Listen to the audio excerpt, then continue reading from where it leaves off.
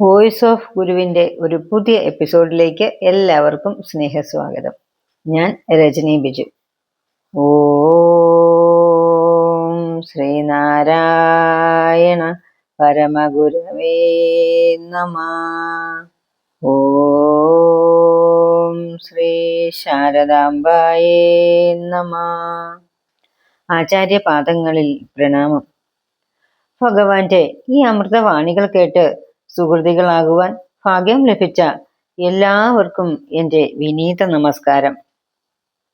കുടുംബ ബന്ധങ്ങളിലെ ഇഴയെടുപ്പം വർദ്ധിപ്പിച്ച് ഗുരുഭക്തിയും വിശ്വാസവും ഉണർന്ന് കുടുംബം ശ്രേയസ്സും പ്രേയസ്സും നേടാനും തങ്ങൾക്കു ചുറ്റും ഈ സമൂഹത്തിൽ യഥാർത്ഥത്തിൽ എന്താണ് സംഭവിക്കുന്നത് എന്ന് തിരിച്ചറിഞ്ഞ് സ്വയം ജാഗ്രത ഉറപ്പാക്കാനും നല്ല ചിന്തകൾ കൊണ്ട് ജീവിതം ധന്യമാക്കാനും ഗുരുസാഗരം മാസിക നമ്മൾക്ക് വഴികാട്ടിയാവുകയാണ്. ആത്മീയമായ ജ്ഞാനവും ശരിയായ ചരിത്ര അവബോധവും ലഭിക്കാൻ ഗുരുസാഗരം മാസിക വായിക്കാം, വരിക്കാരാവാം.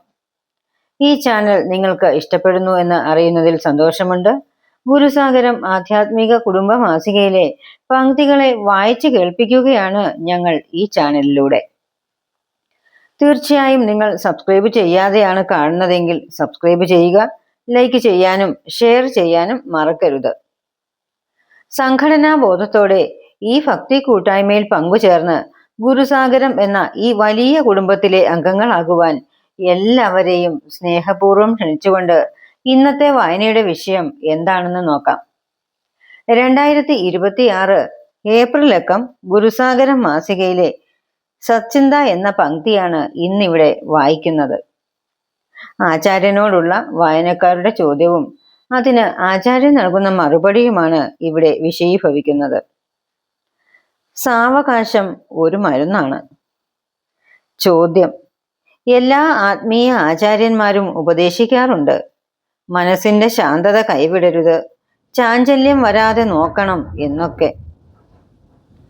പക്ഷെ അനുഭവങ്ങൾ കൺമുന്നിൽ തീവ്രതയോടെ വന്നു നിൽക്കുമ്പോൾ ഈ പറഞ്ഞതൊന്നും അവിടെ പാലിക്കാൻ സാധിക്കില്ല.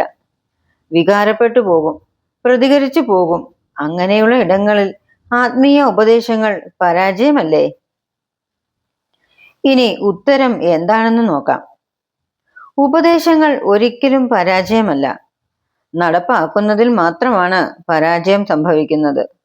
മനസ്സിന്റെ ശാന്തത കൈവിടരുത് എന്ന് പറയുന്നത് പരീക്ഷയ്ക്ക് മുഴുവൻ മാർക്കും വാങ്ങണം എന്ന് കുട്ടിയോട് പറയുന്നത് പോലെയാണ്. മുഴുവൻ മാർക്കും വാങ്ങാൻ അവൻ ശ്രമിക്കുമ്പോൾ ജയിക്കാനുള്ള മാർക്കെങ്കിലും കിട്ടും. ജയിക്കാൻ മാത്രം മാർക്ക് മതി എന്ന് പറഞ്ഞാൽ അവൻ ശ്രമത്തിന്റെ അളവ് കുറയ്ക്കും. അപ്പോൾ ജയിച്ചില്ലെന്നും വരും.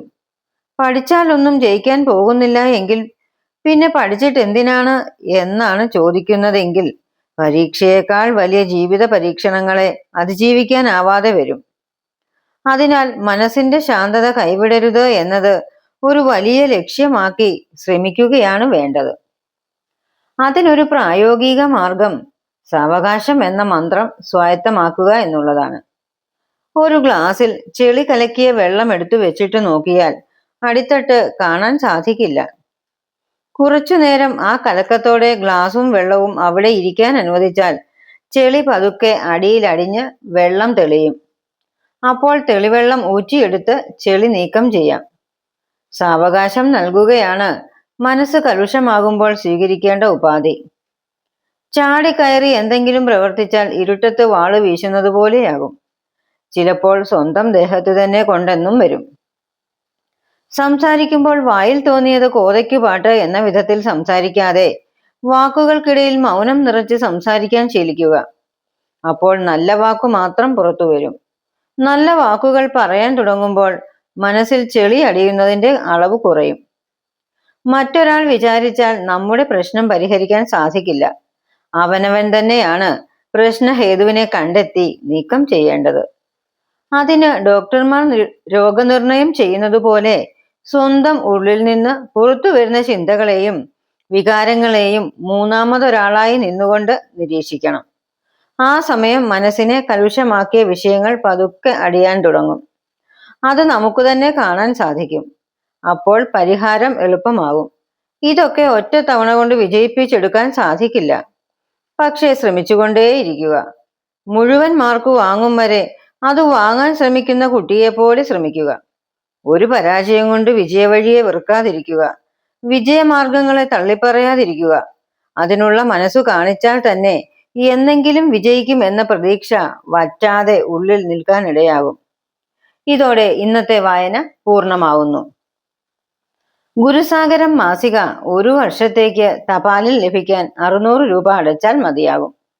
60 രൂപ അടച്ചാൽ സിംഗിൾ കോപ്പിയും ലഭിക്കുന്നതാണ്. ക്യാഷ് അടയ്ക്കേണ്ട ഗൂഗിൾ പേ നമ്പർ 80 78 18 88 58, ശേഷം 6282319294 എന്ന നമ്പറിൽ അഡ്രസ്സും അയച്ചു തരിക. ഗുരുസാഗരം മാസിക ഇപ്പോൾ ഓൺലൈനായും വായിക്കാവുന്നതാണ്. വായിക്കാൻ സമയമില്ലാത്തവർക്ക് അതിൻ്റെ ഓഡിയോ വേർഷനും ലഭ്യമാണ്. www.guruSagaram.com എന്ന വെബ്സൈറ്റിൽ ഓൺലൈൻ വായന ആസ്വദിക്കാവുന്നതാണ്. ഇന്നത്തെ എപ്പിസോഡ് നിങ്ങൾക്ക് ഇഷ്ടമായി എന്ന് കരുതുന്നു. തുടർന്നും ഞങ്ങളെ സപ്പോർട്ട് ചെയ്യുക. പുതിയ വിഷയങ്ങളുമായി അടുത്തയാഴ്ച വീണ്ടും കാണാം. നമസ്തേ.